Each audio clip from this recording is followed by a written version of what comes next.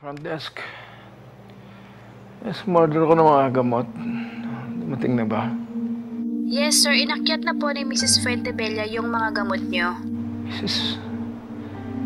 Salamat. You're welcome, sir. Emma. Natuloy ka rin pala, Emma.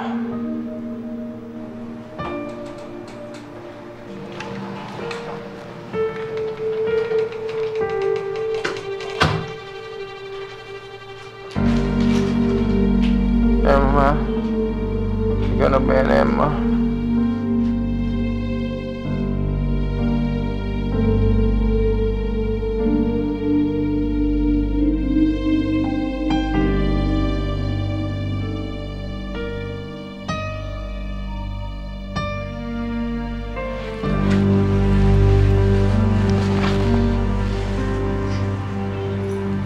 Matulog ka lang. Ako nang bahala sa'yo.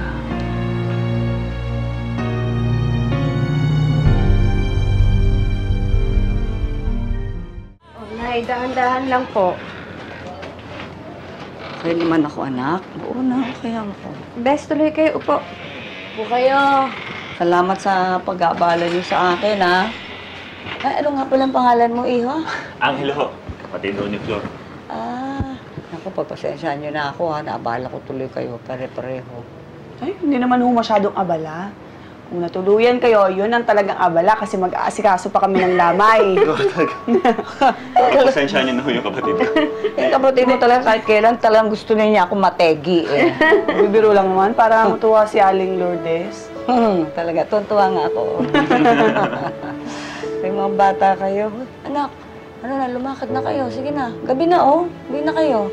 Nay, samahan ko muna kayo dito, ha. Tumawag na po ako kay Austin. Sinabi ko na hindi ako uuwi. Mahirap na po kasi na maiwan kayong mag-isa. Ano ka ba naman? Hindi na. Sige na, umuwi ka na. Eh, diba, paano na yung honeymoon ninyo ni Rome sa Cebu? Baka mamaya magtampo yun. Hindi naman po ganong klaseng tao si Rom. Naiintindihan niya naman po yung sitwasyon. Alam niyang kailangan ko muna kayong asikasuhin lang. Diyos ko. Kung kailan naman talagang minalas talaga ako ng todo sa tatay mo, siya naman binigay sa akin na Diyos ang napakaswerteng anak para sa akin. Nanay.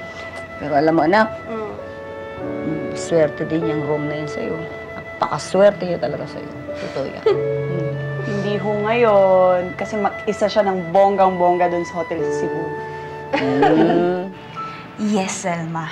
In fact, nandito ako ngayon sa hotel room niya. Bilib din ako sa iyo, Mars. O ano, masusundan na ba ang one-night stand nyo? Wala yan sa agenda ko ngayon kasi may sakit siya. Weh, Totoo. Alam mo kung nandito ka, maawa ka sa kanya. Kasi baksak na baksak siya. Hindi ko nga siya kayang iwan ngayon. Kaya magstay muna ako dito.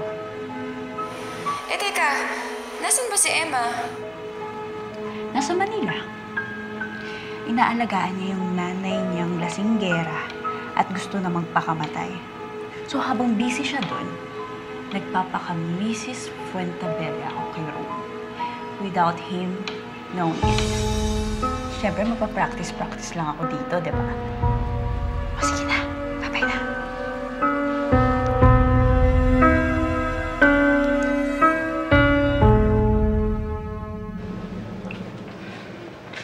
Uy, Bes, yung mga matatalas na bagay dito, ha? Tago mo.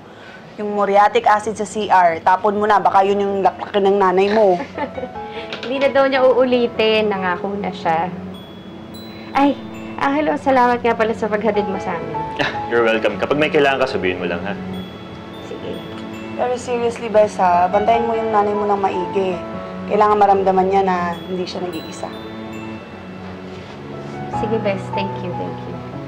Wala yun. Malit na bagay. Kasi naman, I'm your true friend. O, kumusta naman yung social media friend mo? Bigla namang nawala. Busy daw siya. Huwag mo nang pag-initan yun, okay?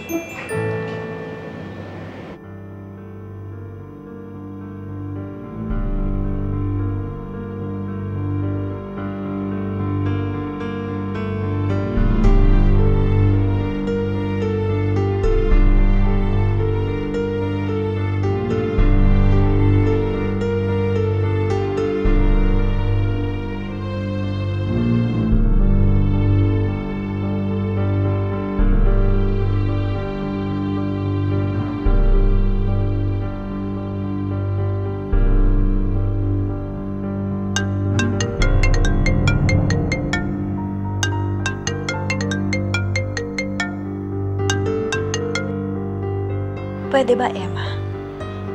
Huwag ka sagabal. Inaalagaan ko ang asawa mo.